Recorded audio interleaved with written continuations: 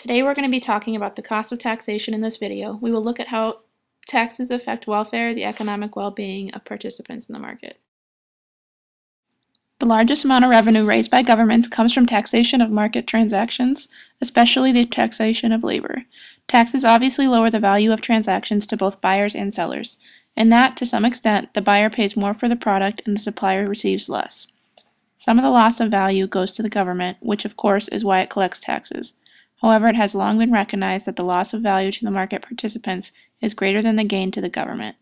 Therefore, the economy as a whole loses some value from taxation, and this complete loss is referred to as the deadweight loss of taxation. The effects of taxes on welfare might at first seem obvious.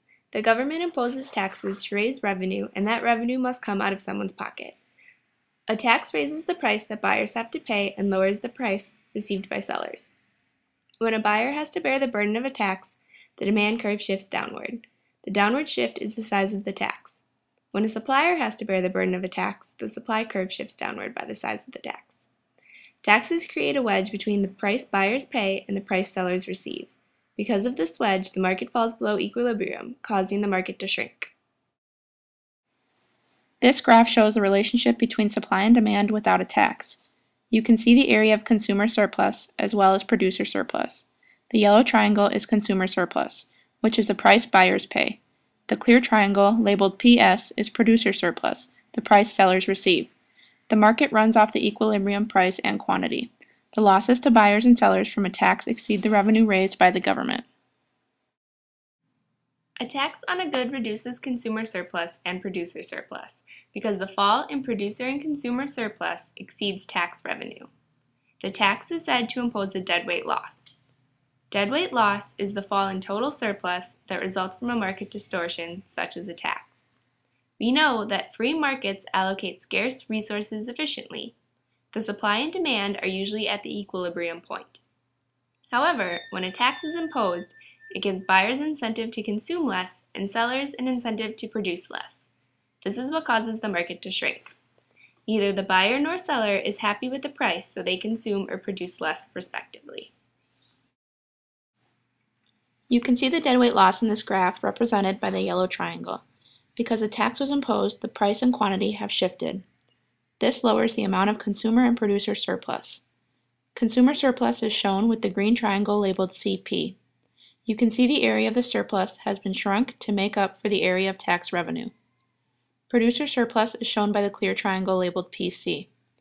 This area of surplus has also been made smaller to make room for tax revenue. The base of the yellow triangle creates T, the amount of tax being levied on a good. The base of the green triangle creates Q, the quantity of goods sold. By multiplying T and Q, you can calculate the area of tax revenue. The deadweight loss of a tax is not always consistent. It varies based on the size of the tax. The deadweight loss of a tax rises even more rapidly than the size of the tax. Inelastic products react little to a tax.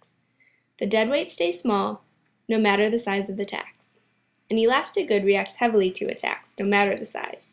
The deadweight loss of an elastic good with a tax applied is large. Taxes are always fluctuating. They never stay the same for long. In most cases, a moderate tax rate will yield the most tax revenue. Contrary to common conception, a high tax rate actually yields the smallest tax revenue. This is due to a drop in consumption by buyers due to the high prices. Even if you multiply the high tax rate by the quantity sold, you get little revenue. In this graph, you can see the yellow triangle representing the deadweight loss with the highest tax applied.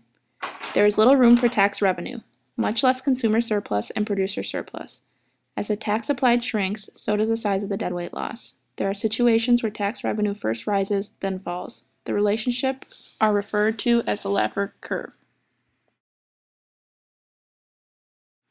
One day in 1974, economist Arthur Laffer drew a figure on a napkin to show how tax rates affect tax revenue. His argument pointed out the fact that tax rates in the United States were on the downward slope of his curve. The tax rates were so high that reducing them would actually bring in more revenue. The Laffer curve captured the imagination of Ronald Reagan.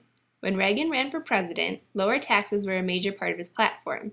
He argued that taxes were so high that they were discouraging hard work. Lowering taxes would give the American people more incentive to work. The combined views of Laffer and Reagan on this economic issue became known as the supply-side economics. In conclusion, we can see that taxes have a massive effect on the market. We can see that the government imposes taxes on buyers or sellers of a good.